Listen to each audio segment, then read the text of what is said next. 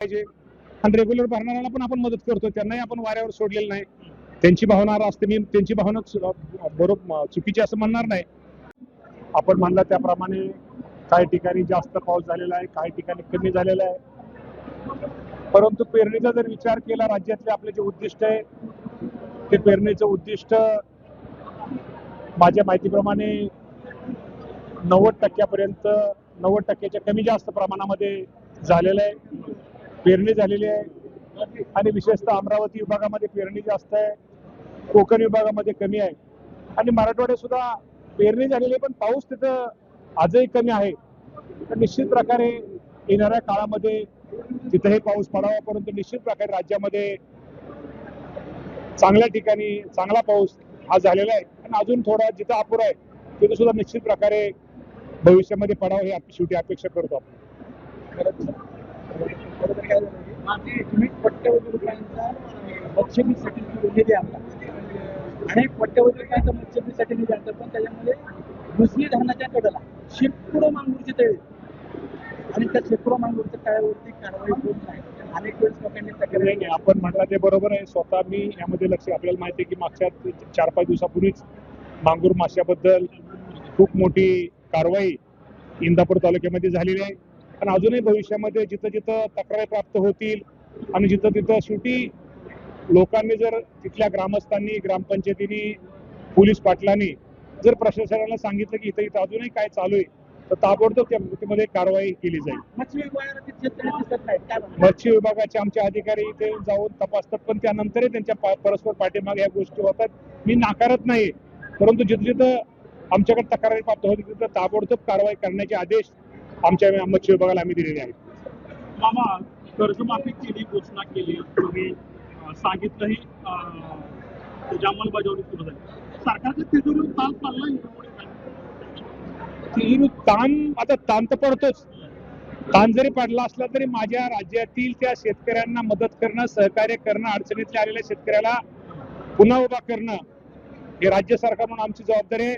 राज्याचे मुख्यमंत्री, दोन्ही उपमुख्यमंत्री यासाठी प्रयत्न करतायत आणि खूप मोठा निर्णय, कुठलीही निवडणूक डोळ्यासमोर नसताना सुद्धा राज्याची आर्थिक परिस्थिती चांगली, आपण म्हणल्याप्रमाणे आपला आभार मानतो की आपण ते आम्हाला सांगितलं त्याप्रमाणे आर्थिक परिस्थिती करून असताना सुद्धा आर्थिक परिस्थितीची थोडी कमी जास्त असताना, मी म्हणणार नाही की अडचणीत असताना सुद्धा राज्यातील माझ्या शेतकऱ्यांना महत्वाचा निर्णय कर्जमाफीचा या राज्य सरकारने घेतलेला आहे. शेतकरी सन्मान योजना ज्या आहेत त्याचे 2 हप्ते अद्यापर्यंत मिळाले नाहीत शेतकऱ्यांना, तकलीफ आणि चर्चा आहे या बाबतीत बाजारात मार्केटमध्ये अशी चर्चा होती की जे शेतकरी कर्जमाफीचा लाभ घेतील त्यांना वर्षभर पुढे शेतकरी सन्मान योजना जे आहे ते मिळणार नाही. खरं काय नक्की या बाबतीमध्ये निश्चित प्रकारे खरं सांगतो, ही सहकारी विभागाकडून डायरेक्ट ही नोट आम्ही आपल्या माध्यमातून आम्हाला हे समजलेलं आहे.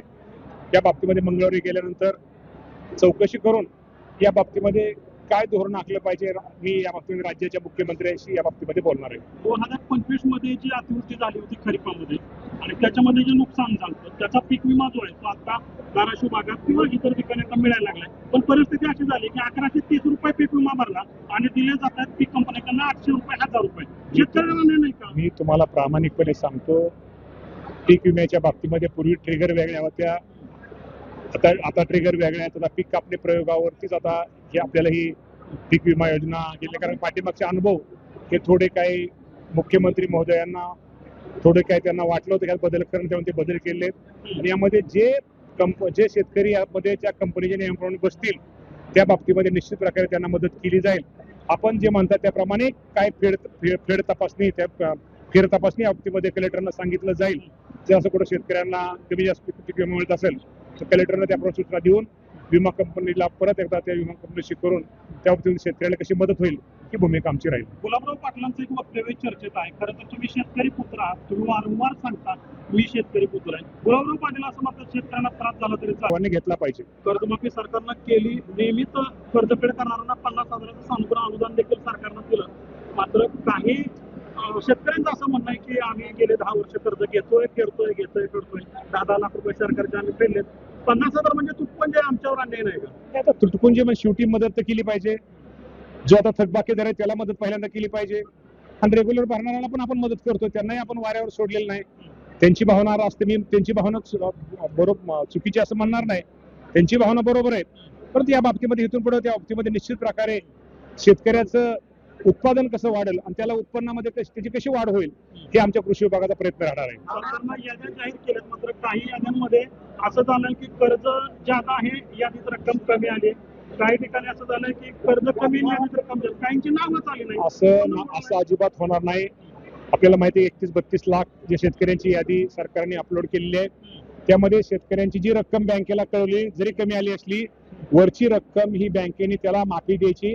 तर आपल्या माध्यमातून मला शेतकऱ्यांना सांगायचंय, अजिबात काळजी करू नका. हेअरकट काय बघू नका.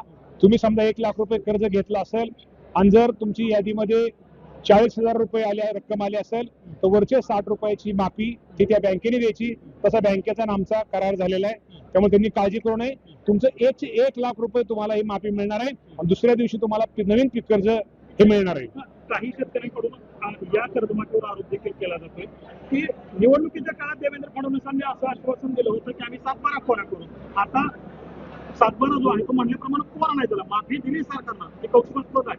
पण फडणवीसांची घोषणा होती की आम्ही 7-12 कोरा करू. कृषी मंत्री म्हणून काय सांगाल? नाही 7-12 कोरा करण्याची ही अडचणी काळाची मदत काय छोटी नाही. कदाचित आपल्या पुणे जिल्ह्यामध्ये वगैरे थोडी रक्कम आपल्याला वाटत, पण विदर्भ मराठवाड्यामध्ये लोक खूप शेतकरी खुश आहेत. सरकारचं कौतुक करतायत, आमचं कौतुक करतायत आणि खूप चांगला निर्णय घेतला. मला मेसेज आहे तुमच्या माझ्या मोबाईलमध्ये तुम्हाला दाखवतो, हजारो मेसेज येतात. खूप चांगला आमच्यासाठी निर्णय घेतला. अडचणीच्या काळामध्ये या राज्याचे मुख्यमंत्री, दोन्ही उपमुख्यमंत्र्यांनी आपल्याला मदत केली, असे मेसेज आम्हाला येत आहेत. त्यामुळे निश्चित प्रकारे ठीक आहे. शेवटी कुठली एखादी योजना किंवा कुठली आपण जाहीर केलं तर सगळ्यांचं समाधान होईल असं मी म्हणणार नाही. परंतु जास्तीत जास्त आपण शेतकऱ्यांचं समाधान या माध्यमात, समाधान मानण्यापेक्षा शेतकऱ्याला सहकार्य करण्याची भूमिका, मदत म्हणणार नाही, सहकार्य त्याला स्वतः परत उभा करण्याची भूमिका ही राज्याच्या मुख्यमंत्र्यांनी घेतलेली आहे. राज्याचा कृषी मंत्री म्हणून मी त्यांचा आभार मानतो. कुठपर्यंत गेलाय लाभ शेतकऱ्यांना? कुठपर्यंत? मी तुम्हाला आज सांगतो, टप्प्याटप्प्याने सगळं व्यवस्थित होईल. 56 लाख शेतकऱ्याला त्याचा उपयोग होणार आहे. पहिली यादी 2 लाखाच्या आतली लागणार आहे, त्यानंतर 2 लाखाच्या वरची लागणार आहे, ओटी असते आपण त्याला म्हणतो. तिसरी यादी प्रोत्साहनची लागणार आहे.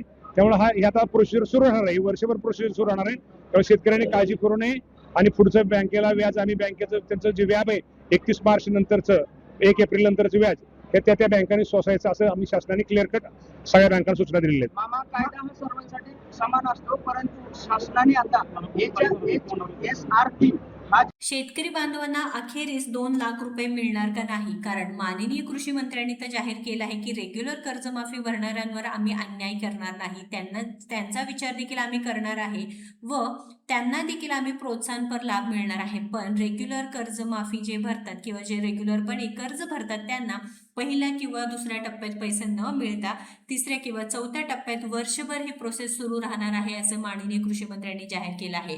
माननीय कृषी मंत्र्यांनी हे देखील म्हटलेलं आहे की आम्ही रेग्युलर कर्ज जे भरतात त्यांना वाऱ्यावर सोडणार नाही, त्यांना देखील 50,000 रुपये आम्ही जे मदत करणार आहे. पण सध्या 2 लाख रुपयेपर्यंत थकबाकी असणारे सुमारे 17 लाख शेतकऱ्यांची कर्जमाफी प्रक्रिया आणि KYC पूर्ण करण्याला प्राधान्य दिले जात आहे.